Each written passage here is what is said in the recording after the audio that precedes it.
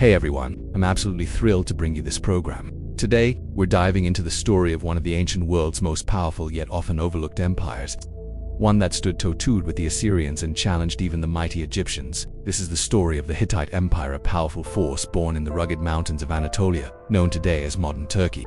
Unless you're from the Middle East or studied ancient history deeply, chances are you didn't learn about the Hittites in school. But if that's you, count yourself lucky, because what you're about to learn might just change the way you see the ancient world. The land of Anatolia. Let's start with the land itself. Anatolia. It's a region of sharp contrasts, snow-capped peaks, rocky plains, and high plateaus. Not exactly the easiest place to build a civilization, yet humans have lived here for tens of thousands of years. One of the world's oldest known cities, Kadesh, was located right here, dating back over 10,000 years. By 2000 BC, during the early Bronze Age, the region was dotted with settlements, real cities.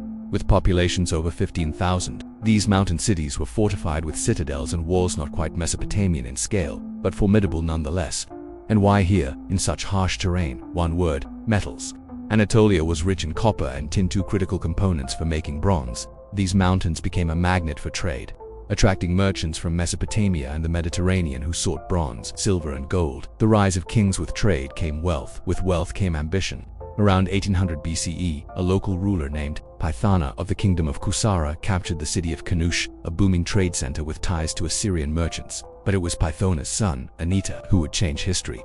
Anita took Kadesh as his capital and launched a campaign of conquest. He laid siege to the city of Hattusa, starved it into submission, destroyed it, and famously cursed it. "On this site I sowed weeds. May the storm god strike down anyone who becomes king after me and rebuilds Hattusa." And yet, despite his ominous curse, the city would rise again, the First Empire. Anita was the first ruler we know of to issue a written record in the Hittite language, known as the Anita texts, the oldest surviving document in any Indo-European tongue. He amassed gold, silver, and power. Some scholars call him the first Hittite king, while others believe that honor belongs to a later ruler. Regardless, after Anita's death around 1740 BCE, his empire collapsed, but his legacy remained. The Hittite kingdom is born about a century later. Hattusa, the cursed city, was rebuilt and made capital by a new leader, Hattusa, whose name literally means man of Hattusa. Was he related to Anita? Perhaps. But what's certain is that he became one of the greatest kings of the Hittite dynasty. First, he crushed rebellions and unified his lands. Then, turning his eyes southward, he marched into northern Syria, targeting the rich Amorite kingdom of Yamhud, based in modern-day Aleppo. Instead of attacking the well-defended capital, Hattusili took the nearby city of Alalak, a major trade hub. Destroying it gave him unchallenged access to the Mediterranean. Though costly, this conquest bolstered his prestige. But just as he was preparing to march on Aleppo, news arrived: his western rival, the kingdom of Azua, had invaded his territories. Hattusili returned home, crushed Azua, and reasserted control. A legacy cut short as he prepared to resume his campaign against Yamhud. Hattusili fell gravely ill. From his deathbed, he summoned the kingdom's elite to name his successor at his ancestral city of Kusa. What followed was betrayal. His sons, his nephew, even possibly one of his daughters, all vied for power. Hattusili's end was not the glorious finale he had earned, but the Hittite kingdom he helped forge would endure. The forgotten giants of the ancient world. So why don't more people know about the Hittites? They weren't just fierce warriors or traders, they were skilled diplomats, master architects, and pioneers of written law. Their language, culture, and history helped shape the Near East, and yet they were nearly lost to history, their story buried under centuries of dust until rediscovered in the 20th century. In future episodes, we'll explore the Hittite military, their battles with Egypt, and the collapse of their empire during the Bronze Age apocalypse. But for now, remember, history isn't just the story of the famous. Sometimes the greatest empires are the ones you've never heard of. Well, not the daughter, since the Hittites didn't have queens. Her reason for betrayal isn't exactly clear. A successor, Hakushi-li, chose his grandson Mushi-li, who was then just a mina, probably in his late teens. What would happen though? Hakushi-li's no growing and expanding empire, but the old kingdom dissolved just like Anita's did a century before, with the betrayals of Hakushi-li's sons and daughters along with Mushi-li's inexperienced and young age. A betting man would say that the empire would most likely dissolve. Of course, history is full of surprises. Hittite history being no different. When Warish ascended the Hittite throne, he was probably just in his teens. He had little of any experience in both matters of state or as a warrior despite his age. Where Shili either had extremely capable commanders, was innately a Greek leader, or just had a lot of luck. Perhaps it was all three. He resumed his attack on Yamahad to finish what his grandfather had to Philly. The first had started heist attacks on what remained of Jihad, mainly Aleppo and Carchemish, were relentless. Finally, some say in 1600, others say in 1595, but surely captured and destroyed Aleppo. Yes, the once powerful Amorite kingdom that during its height under Ephraim was possibly the most powerful state in the world, at least politically, was now in ruin. Only the city of Carchemish defied Marshall's full control, though not being able to penetrate its walls, he had it totally surrounded. Besides, it wasn't going anywhere, he could starve it out if he had to. As for Yamaha's King Hammurabi III, were simply told that he was captured and, quote, made atonement to Merciliso. Let's get into the mind of this relatively young king. He was not destined to be king. He was made so by his grandfather when another should have taken his place. He comes of age and realizes that he has all the resources of the Hittite state to back him. He rules unchallenged for several years. Anthon decides to finish what his grandfather started, conquering all of Yam hard. He does this, sacking Aleppo and taking its great wealth, which can ultimately be used to replenish his old army and essentially buy a new one. Now all of these things also indicate that the gods must favor you. How else couldn't be so successful? You then hear that the fabled kingdom of Babylon, Thebabylon, and Babylonian Empire that Hammurabi built is weak. So if you were in Marshall's place, what would you do? Would you go so far to the east and attack Babylon? Most, I think, would say that it's an overambitious, if not foolish venture, especially for a band of Hittites from Anatolia venturing into a land they knew little about, where Shalithar decided to maintain the momentum of his successes and marched southeast along the Euphrates into the heart of Mesopotamia itself and to Babylon. During that same year, he conquered Yam had, at least according to the Babylonian chronicles, namely 1595 BCE. He reashed the city of Babylon, attacked it, and captured it. The details of just how headed this are scarce in a later Hittite document known as the Proclamation of Telepi. We are simply told, and I quoted, Wasili I marched to Aleppo and destroyed Aleppo and brought captives and possessions of Aleppo to Hattusa. Then, however, he marched to Babylon and he destroyed Babylon, and he defeated the Hurrian troops and brought captives and possessions of Babylon. Sir, end of quote. Hattusa was the Hittite capital in Anatolia. Now, as powerful as he might have been, it's likely that Marshall's Hittite forces had some help from what were many local enemies at the time, including a group of people originally from the Zagros Mountains known as the Kastites. Pay attention to it. Named the Kastites because they would later go on to rule Babylonia for at least 400 years. So why did Mer-Shurila go to Babylon in the first place? As mentioned earlier, he was a young king who probably thought that his protection from the gods made him invincible, but more than that, Babylon, though not Thesum power, as when Hammurabi ruled it, was still an extremely wealthy city. Plus, Bashali would get a lot of prestige by conquering it. His name would be remembered, and the Hittites would be both feared and respected as a major power in the geopolitical landscape of the ancient Near East. Now, maybe Vasily did want to stay in Babylon. It was probably considered to be in those days the most beautiful city in the world, although it's possible that Memphis or Thebes could have also held that same title. It's hard to compare, but it was probably much better than Hattusa. Speaking of which, there was some trouble in the home front with Marshall to being gone for so long, fighting in northern Syria and conquering Babylonia. Membesef, the Hittite royal family, were plotting against him. When he got news of this, he hastily had to abandon his new Babylonian prize and head back home. After all, he was first the king of the Hittites, not of the Babylonians. Besides, he probably couldn't hold on to Babylon for long anyway. Vasily had spread himself a bit thin and didn't have the manpower nor the administrative urge to keep the lands that he had conquered in Mesopotamia as the Hittites left the Kassite scam. And as mentioned before, Babylonia was ruled by them for the next 400 years upon his home, where Shili was assassinated and then succeeded by his brother-in-law Kanta Li. This, though, caused tremendous instability, and the following years were filled with coups and possibly more assassinations of royal family members. In a nutshell, his successors Siddhanta, Amuna, and Kuzia were weak rulers, and the once powerful Hittite state began to lose a lot of its territory in Prestigian Anatolia. Nearly all of the Syrian domains of the Hittites had conquered Evred, and their once great but subdued western Anatolian rival, the Arzoa, gained their independence. A tribal people north of Hattusa called the Koshka were raiding and plundering Hittite towns and cities. A document claims that at one point the Koshka were only a few kilometers away from the Hittite capital of Hattusa. The kingdom was a mess, so all that worked at Hattusa and Masila put into obtaining a vast kingdom for the Hittites, not to mention the destruction of both Yamaha and Babylonia, were pretty much all in vain, all for nothing in the end. Little, if anything, substantial had come from it. No, things didn't get a little better around 1500 BCE. With the ascension of Telinu to the Hittite throne, though he can't really be described as a great conqueror. What Telepino did was to consolidate the lands already within his kingdom, essentially preventing them from slipping away. Not a fan of unnecessary armed conflict, Telepino also created many alliances with his neighbors, probably the most successful of his dynasty. He created a proper system for royal succession that every time a king died there was less chance of infighting and assassinations between various claimants for the throne. For a while, all of these seemed to have worked, as they gave the Hittite kingdom valuable time in recovering from all of the chaos of the past few decades. Unfortunately, after Telepino's death, his successors seemed to have done away with basically everything that he had accomplished domestically. The next 50 or so years were ones Off stagnation, overall decline, and of course weak rulers who for the most part weren't in power for very long around the year 1450 BCE. We don't know the exact date, but a king by the name of Thalia I took over the Hittite throne. It turns out though that the beginning of his reign was quite a troublesome, or at least there were troublesome events. One, a relatively new power, the Mitanni, were on the up to. That new power, the Mitanni, pretty much destroyed or took over other kingdoms that were once Hittite. Aliesta was really no doubt in anyone's mind. The Mitanni were coming, for her son Tadagila had to be ready to test Thalia. The Mitanni decided to inspire revolts in Hittite health cities. One of these was a city called Yeshua on the Euphrates River. Fortunately, Tataglia's troops were able to regain control of the situation and the city, but it proved a point that the Mitanni had their eyes on his kingdom. Music.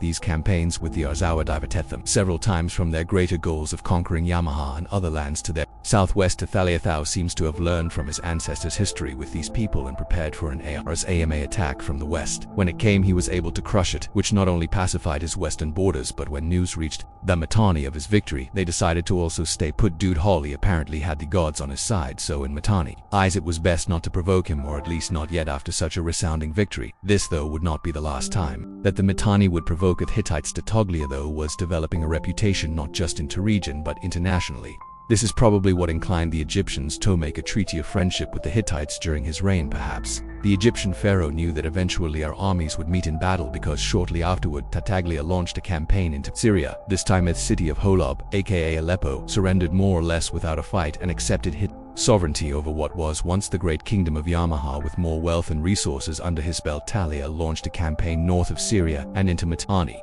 territory, and Thish was also victorious, though not completely destroyed. The were pacified for the foreseeable future, like his ancestor Mershal I. Ferspefa M. Tatalia also seemed to have the favor of the gods. Well, maybe not. You see, soon after all of this, Thalia died. His son Anuanda took power in 1420 BCE. Perhaps he, though, wasn't as feared as his father, because renewed problems with the Koshka people of the north emerged to the point that they were strong enough to plunder many Hittite cities. The Mitanni were also once again causing problems by obtaining allegiances from Taglia's former allies. Not only this, but as that occurred many times in the past, plots to assassinate the king were revealing themselves, making our new wonder extremely paranoid. From all of this, it seems clear that our new wonder was not respected nor feared like his capable father. New Wanda's son Talia too seemed to fare no better and suffered attacks from nearly all directions. The Koshka to the north, the Arzawa to the west, and again the Mitanni to the east. Things got so bad that eventually even the capital of Hattusa was captured and burned to the ground. That, though, is at least what Hittite records say. When archaeologists surveyed the area, they found no trace of destruction by fire to match the event, so there's debate as to whether or not this actually happened. To be honest though, whether or not the city burned to the ground is a moot point. What was certain is that Hittite fortunes had clearly reversed. For example, the king of Ars was now proclaiming himself to be the master of Anatolia and attempted to forge his own alliance with Egypt through marriage for all practical purposes. The Hittites were no longer a power to be reckoned with. Wonderful thing though about history is that, like in any story, anything can happen. Though he had been defeated on many occasions, Thalia too had not been captured, nor had he died. Strangely enough, he wasn't assassinated. That many of his previous ancestors had suffered in the past. Probably his greatest blessing though was his son Chapalo Numa. I will admit that is a very difficult name for me to pronounce. It is a name though that history should remember. Now this is what historians have essentially concluded from all the evidence that's available. It seems that at this time father and son, along with main Hittite army, were camping out in the highlands of Anatolia, waiting for the right time to make their comeback. This kind of reminds me of King Alfred of Wessex when he was camped out in the Somerset marshes evading the Danes, who had all but conquered his kingdom. It was definitely a tough and trying time for the Hittite king now before he passed away around 1380 BCE. Tatalia II in Chapel Ulama launched an attack against the king of Mitanni Tushratta, which actually ended in a complete failure to show his power. Tushrat said some of the spoils of war to his new ally, the pharaoh of Egypt Tohali, and his sons Chapalu and another son named Tataglia, who will call Tatalia Jr., went with whatever remained of the Hittite army and ventured to the north of Hattusa. There they fought against and had much bitter luck against the northern tribes, including the Koshka. It was in these campaigns that Chapel Aluma proved himself to be a great warrior. When Talia II died, could Holia Jr. become Talia III now? For whatever reason, the officers of the Hittite army did not support Talia, and when a coup killed him and gave the crown to Chapel Uluma, now as unethical as this may have been, it might have ultimately proved to have been the right thing for what remained of the kingdom at the time. Supalulu Yuma's first priority was to take back two lands that had been seized by his enemies for 20 years. He battled in campaign after campaign against the Koshka and the other tribes in the north. as well as the Arzawa in the west, fought what must have initially been guerrilla campaigns, but with each victory Suppiluliuma was able to rally more people and fighting men to his cause. He was acquiring quite a reputation, not only as a great warrior but also as a great leader.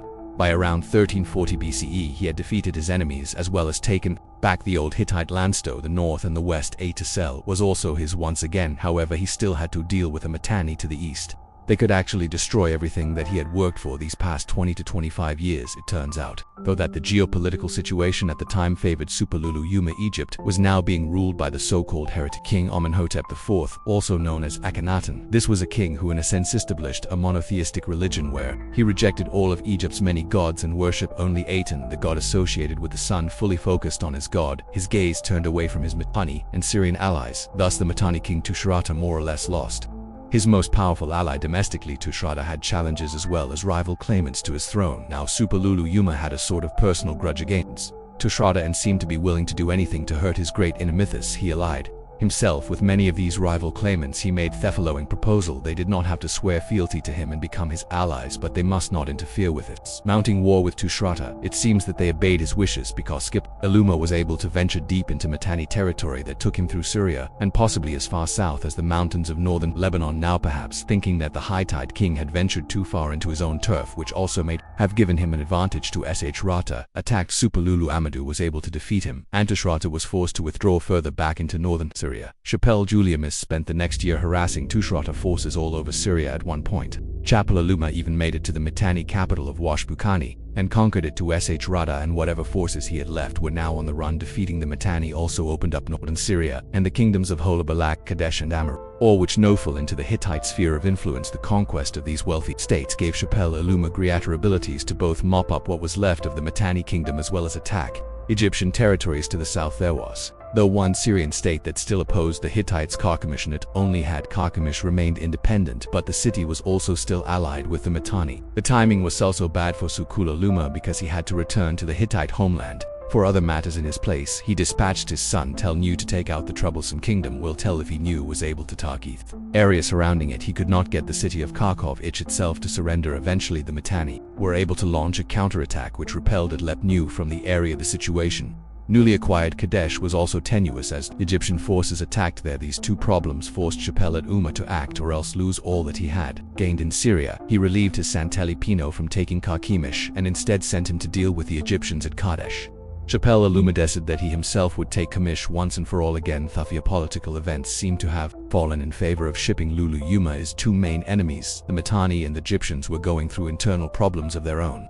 Tushratta, Suppiluliuma's main nemesis, was assassinated in a dynastic struggle for the Mitanni throne went into full swing. This also forced the Mitanni to abandon their defense of Carchemish. Shortly after this, the city fell to the Hittites. So around this time also a really strange thing happened. So strange and really just out of the ordinary that many scholars even doubt that it ever enacted. It's kind of something right out of a soap opera or a telenovela.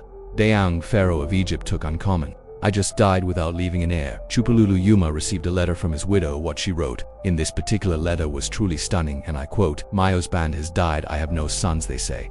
You have many sons. If you were to give him one of your sons, he would become my husband. I will never take a servant of mine and make him my husband. I am afraid." End of quote. The rumor was that Tutankhamun's widow was to now marry her grand vizier, a man named one who some speculate may have even been her grandfather. Regardless of the relation, she was a queen, and in her mindat was beneath her to marry the vizier, someone who was technically her servant. Thus, out of pride, she appealed to Suppiluliuma for a marriage to one of his sons. This would have made the son a Hittite pharaoh of Egypt. The Egyptians generally viewed foreigners as inferior to them. Suppiluliuma's sons were obviously a royal blood, and so fit her requirement as a possible suitor and not a servant. This for sure. Luma was an incredible offer, so incredible in fact that he honestly didn't believe it. His son, the future more surely the second, recalls the incident, and I quote, "When my father heard this, he called the great ones into council and said, 'Nothing like this has ever happened to me before.'" End of quote. Suppiluliuma thought this was a trick and dispatched one of his men to confirm that, if indeed the situation in Egypt and the events described were actually true. Shortly afterward, he received another letter from the Egyptian queen. In this new letter, she seemed to be a little ticked off. She says, and I quote, "Why do you say they're playing tricks on me like that? If I had a son, would I have written to a foreign land about my son and my country's humiliation? You did not believe me and have actually spoken like that to me. I have not written to any other country. I am only written to you. Give me one of your sons. He will be my husband, and in Egypt he will be king." End of quote. Suppiluliuma took this as confirmation and sent one of his sons southward to Egypt. He couldn't give up on the possibility of his son and by extension himself becoming the ruler of Egypt, but on the way his son died under mysterious circumstances, most likely by Egyptians who were trying to prevent a foreigner, one with whom there had actually been conflict within the past and who was also seen as inferior to them, become the next pharaoh of Egypt music. Sometime during the early 1300s BCE, the Hittites and the Egyptians met in battle somewhere in Canaan. The Hittites were victorious and took many prisoners. It was an astounding victory to say the least, but it came with a huge cost. The prisoners brought back a plague into Hittite territory, ultimately claiming the life of both Chapel-Uluma and his successor Anuwanda, the second best. The death of one of the greatest Hittite kings of all time. Without Supaluli-om, the Hittite kingdom may have never survived, let alone thrived later. Hittite kings would build upon the strong foundation which Supaluli-om had created. Luckily for him, though he had many sons, the one who succeeded him became more Sheila II with the help of his brother. Misheli was able to hold on to Syria without much trouble, and so he decided to head back to Anatolia and further Hittite domains there. Besides, there were scores to settle with traditional enemies and troublemakers. One of these was the Kashka, who occupied the regions just north of the Hittite capital of Hattusa after pacifying them yet again, whereas Uli II turned his gaze twice towards the Azdawa. Now this kingdom and the region in general had always been a perennial threat to his height ambitions. Nearly every time the Hittites would venture south to Syria or to the frontiers of Mesopotamia, the Arzawa would strike. The Hittites state from the west wouldn't enter them and their troublesome allies once and for all, where Shili launched a punitive campaign that lasted about 2 years. When it was all over, Arzawa firmly became a Hittite territory and growing empire now reached the Aegean Sea. This, along with the territories north of Hattusa, made marshal to the master of Anatolia. Egyptians, though, had not forgotten about their defeat in Canaan and inspired revolts in Carchemish, where Shili's brother was not able to quell these due to falling ill and dying unexpectedly in the end. Order was restored and Messeli II's nephew was put in charge of Carchemish, and for the time being which Tili's territories were secured, he died a very happy king. So as we've seen in the past, the Egyptians and the Hittites didn't always have the most fruitful relationship. With ambitious leaders on both sides, war was bound to occur, and it often did. This came with the ascension of Moshe Li, the second son, who wanted Tali II to help better govern his empire and remain closer to the action in Syria. Matali moved the Hittite capital from Hattusa to the city of Turku-Natashino. During this time in history, Egypt was ruled by one of its most famous pharaohs, Ramses II. He was determined not only to just avenge past Egyptian defeats, but to further expand Egypt's influence into Palestine and the Levant. Ramses attacked the Hittite border near the town of Kadesh, and the two sides fought a battle which most scholars agree was a military stalemate. However, the outcome forced Ramses to withdraw Egyptian forces from the area. Thus, Syria was firmly within the Hittite sphere. Of influence, though successful in the war with Egypt, the Hittites were unable to prevent what was going on in the Mitanni lands that technically were under their rule. Music. The once proud Mitanni had become a Hittite vassal under Tushra-Tazan, but the Hittites, though, focused on their border war with the Egyptians. They were caught by surprise when a new, more powerful adversary reared its head. These were the Assyrians, and like the Hittites, they were an expansionist warrior society with ambitions of their own to rule the entire Middle East. Now in the past there had been bad blood between both the Assyrians and the Mitanni. The Assyrians actually were once vassals of Montagna. Things, though, had changed with the Mitanni becoming weaker and the Syrians becoming much more powerful. In fact, things had changed so much that the Syrians marched into Madani lands virtually unopposed and made it a vassal of Syria at the time. There was little that Mu'tali could do. The death of Mullah Tali II brought his son Marshal II, the third, to power. While the transition of power was initially peaceful, where Shili was generally paranoid that he would lose his position as king, one of the people where Shili seems to have been afraid of was his uncle Hakushi Li, being the governor of the empire's northern frontier, the area where the Kashka often caused trouble. Hakushi Li was quite the capable administrator and military tactician, absolutely resented being told what to do or how to go.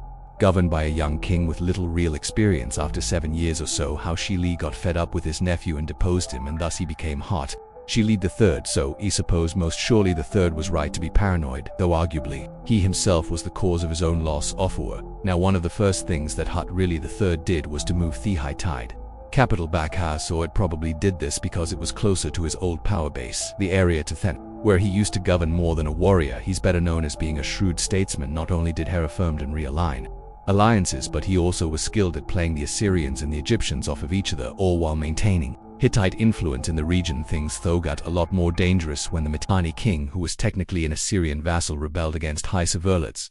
One thing about the Assyrians you should know, they didn't mess around. They were able to crush the revolt of the Mitanni king. Instead of appointing a new king as their vassal, the Assyrians created a new province with the Mitanni lands and installed their own governor. This was a game changer, no longer waste their sphere of influence, or a vassal in between them. Now the Assyrians officially shared a border with the Hittites. Hattusa needed allies, he wrote. Tuthkasite, king of Babylonia, Kadesh mentor Juan proposed that they form an alliance. This was concluded between the two kingdoms, but when Kadesh mentor Ju died, his successor Kadesh mentor Lil terminated the alliance, perhaps due to pressure from the Assyrians. When you think about it, it was a pretty practical move that made sense. The Hittite Empire was relatively far from Babylon, while the Assyrians were just north and posed a much more formidable threat to Babylonian independence, meaning Alishet too.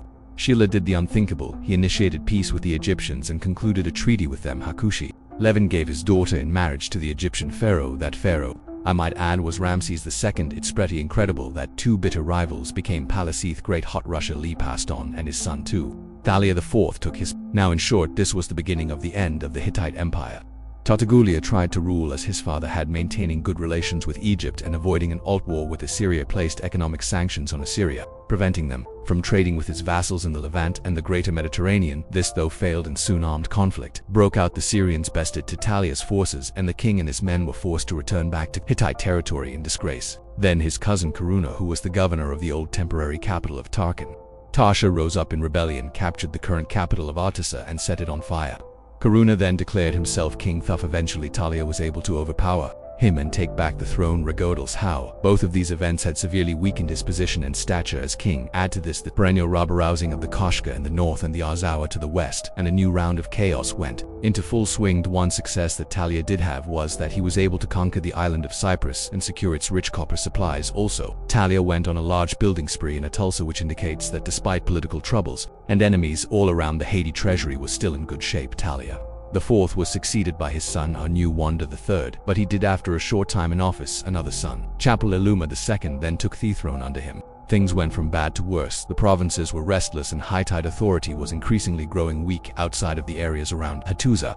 However, the biggest threat to the empire wasn't the Assyrians, a resurgent Mitanni, or even a renewed conflict with Egypt. Historians actually believe that the main culprit was climate change. Rising temperatures and decreasing rainfall led to failing harvests and the reliance of grain from areas outside of Hittite control, specifically Cuneiform and Egypt. Then a great movement of peoples, what historians simply call the Sea Peoples, swarmed through the famine-ridden lands, causing chaos and ultimately leading to the breakdown of law and order, not just in Anatolia but Syria, the Levant, Canaan, and other places. The Egyptians were also affected, but they seem to have been able to weather the storm much better than others. Who the Azizia people were is not 100% for certain. The many scholars believe that they probably came from the Aegean and were migrating eastward to escape famine in their own lands. We just know that this swarm of migrants caused havoc for the Hittites, who were unable to control them or do much to stop their advances, with Hittite authority broken in almost all areas. The various provinces, towns, and cities were left to fend for themselves. Some declared independence, others simply lived in anarchy, doing whatever they could to live through the famine again. It wasn't just the Hittites who were affected. Their enemies,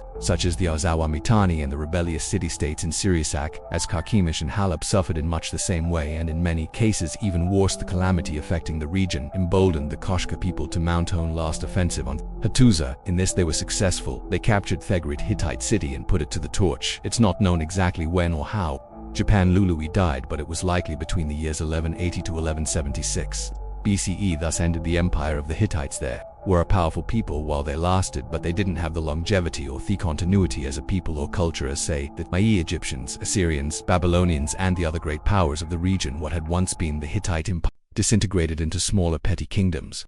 These little neo-Hittite states, as we'll call them, were later absorbed into the empires of others, most notably the Assyrians. That though is astery for another program at another time. Thanks so much for watching. I'll run into you soon. Take care.